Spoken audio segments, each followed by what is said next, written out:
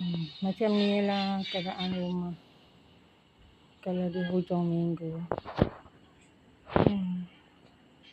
Budak-budak semua ada kat rumah.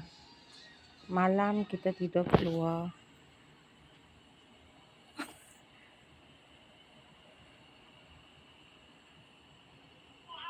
Sepah guys.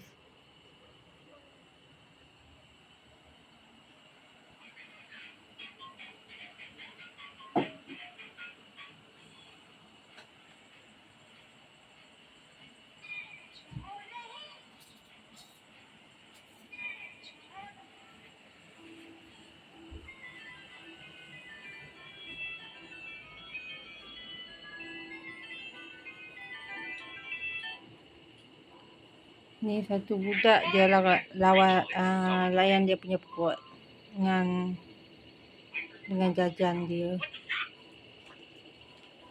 Ni satu budak layan kucing dia.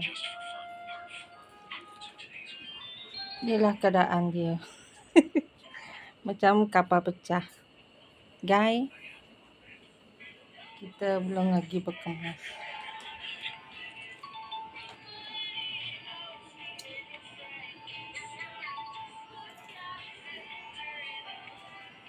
Bersepah-sepah guys.